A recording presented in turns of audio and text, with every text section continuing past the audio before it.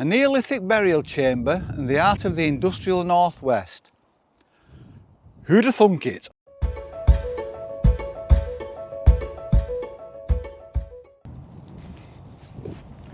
Today, Molly and I have come out to a place about 900 feet above sea level on Anglezarke Moor. We're about 3 or 4 miles east of Chorley, about 5 miles north of Bolton, and we're standing at a place called Pikestones. And Pikestones is a late Neolithic burial chamber. A couple of miles over there, we can't see it from here, there's a huge burial chamber, burial mound, tumulus, called Round Loaf.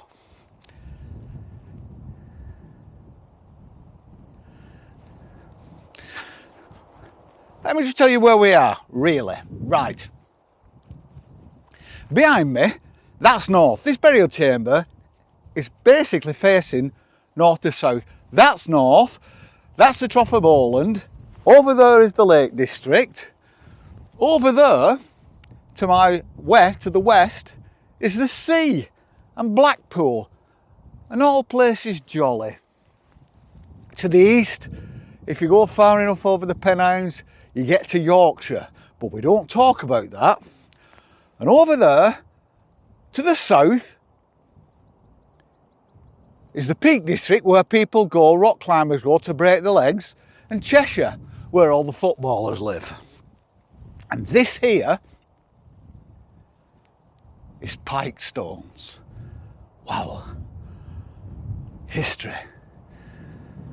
History. The Pikestones, the original site of Pikestones, which has been robbed over the millennia, is Neolithic. Now Neolithic, basically we're talking about the end of the Stone Age to the beginning of the Bronze Age, roughly 12,000 years ago. Now the original site of Pikestones was about 150 feet wide, 150 feet long by about 60 feet wide. Now it's been pillaged over thousands of years and there's not a lot to see. You can still see stones scattered all around, so you can make out the perimeter of the site.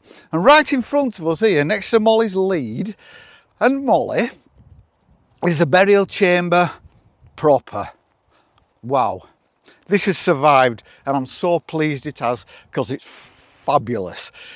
It was originally about 15 feet long, 3 feet wide and 3 feet high, covered in stones and turfs. And you can see the uprights at either side, they've fallen over, possibly one of the capstones, one of the lintels propped up against it there, and another here. And then it carries on, the stonework carries on. You can see it at either side of us as it looks down over the moors to Rivington Reservoir. Now there is evidence that, and I've read this before, that in these ancient burials they didn't just bury them, and a lot of times they would leave them out near the site for the animals and the birds to peck away at, and then when all that was left was the bones, then they would carry out the burial ritual. Oh, there you go. But it's a lovely site, it's high up. I mean, people who came up here 12,000 years ago would have been able to look down on the traffic going up and down the M6. They'd have seen Chorley, and you can imagine Neolithic people looking over at the wind farms in the distance. Yep, that really happened. I was going to bring the drone out today, but it's hellishly windy, so it would have probably just blown it away somewhere over the Irish Sea. Going towards the northern end of the site, and the burial chamber itself, the burial chamber proper, was situated at the northern edge of the site. So you can imagine, this is north to south. There's upright lintels there. There's upright stones, capstones and lintels on the top, about 15 feet wide, 3 feet, 15 feet wide, 50 feet long, 3 feet wide, 3 feet high. Come on, Nigel, get a grip. And then stonework going out on either side. And there is evidence, I don't think you can see it now, but in the past when the site's been excavated and examined, there was an entrance here where I'm standing, giving access to the burial chamber.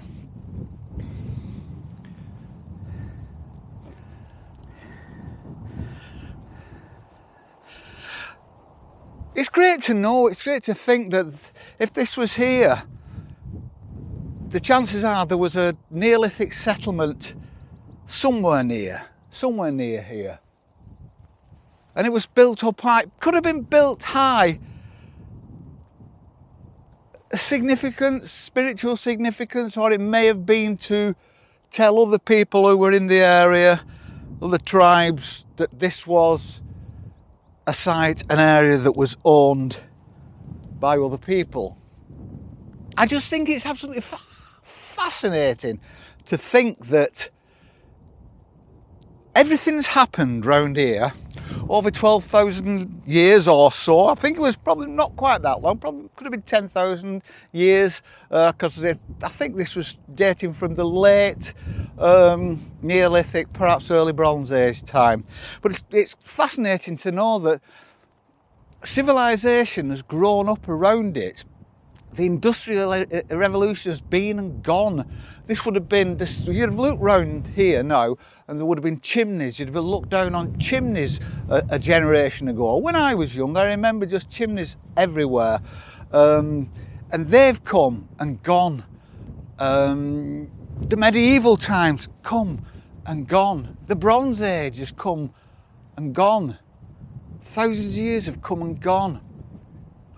And they've just stood here magnificently on the side of a moor in Lancashire, just being cool. I'm going to have to watch which way I stand because I think the wind might be causing noise. I'm just going to walk down the site away from the mound. From the chamber. I keep calling it a mound because round loaf over there is a mound. This is a tumulus. This is a chamber. It would have probably been a mound when it was first constructed, because the chances are that this chamber would have been covered with rocks and turfs to make a tumulus. And it's just over the years that may have eroded away. The site would have been robbed. I think round loaf has been robbed. You know, there's nothing inside it. Over the thousands and thousands of years it's been here, but we're walking away from it now. Right down, and I can still see in front of me and to either side of me there are rocks. These would have been the perimeter of the site. Big, 150 feet by 60 feet wide, with a burial chamber 15 feet long. I'm doing all this in imperial, I hope people understand me. 15 feet wide, 15 feet long, 3 feet wide, 3 feet high. Can't get my head around that, can I? Some kind of lunatic. And you can imagine, you can just imagine. And you can imagine people coming up here, carrying this person who was obviously very important to them. Carrying he, she, whatever. Because in those days, there were only two genders. Let's not go there. And carrying up here, lay them to rest on the very ground I am standing on. I've always been fascinated by that feeling of standing within history.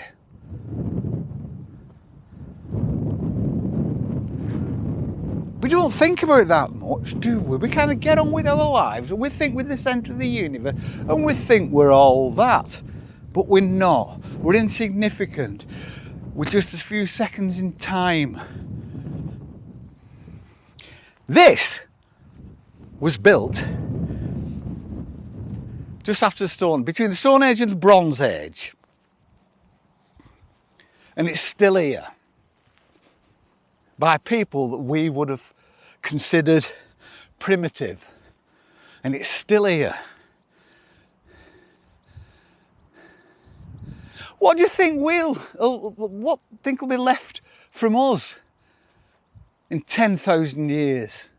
Absolutely bugger all. We're transient. We're nothing. We're a second in time.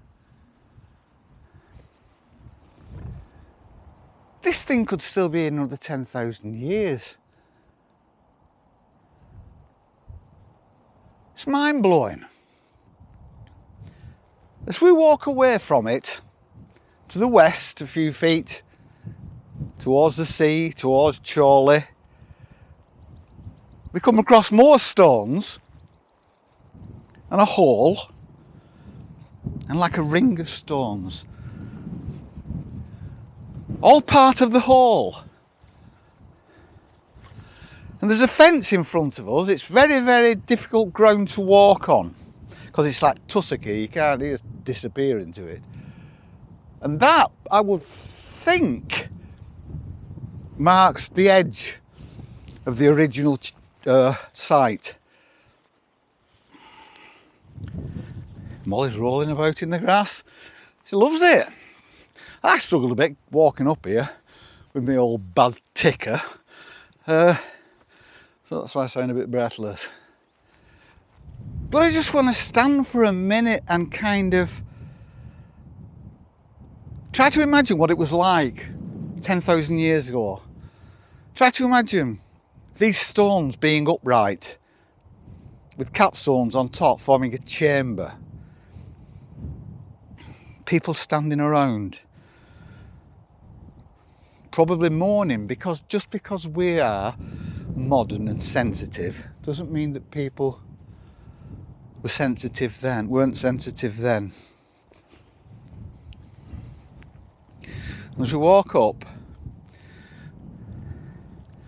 basically that is inside the chamber, the 3 foot wide by 3 foot high chamber.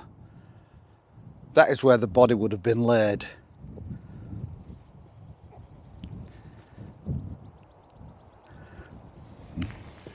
And there's a stone at the head of it. I don't know whether you can see it, but there's a stone at the head, probably where the head of the body would have been. It's fabulous, I love it. Oh God, it's just mind-blowing.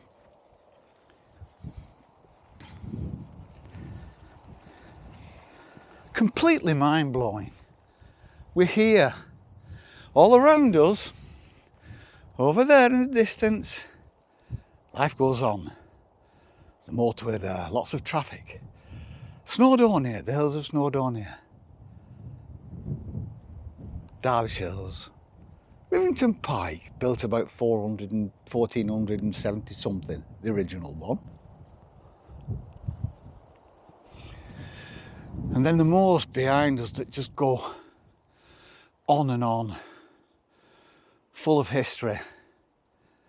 Manor houses, farms going back hundreds of years, ruins of farms, medieval burial sites, Stone Age burial sites. I love our history. Very proud of my country. Yeah, I've been accused of being some kind of file by saying that, but it's gorgeous.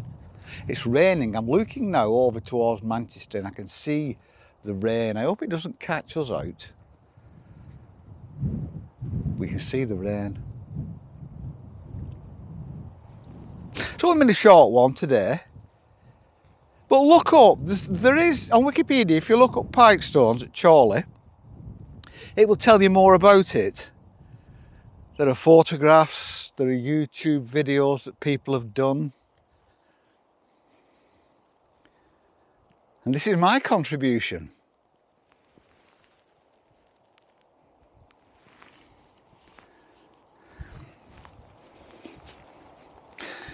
Me and Molly are going to head back now, have a cup of tea. Strawberries are really coming on. Pea pods are out.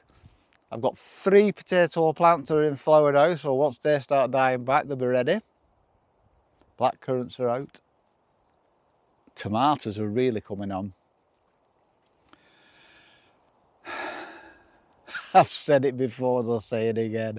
Retire as early as you can, because it's fabulous. Come on, Molly. Let's go home. See you, lovelies. Peace and love.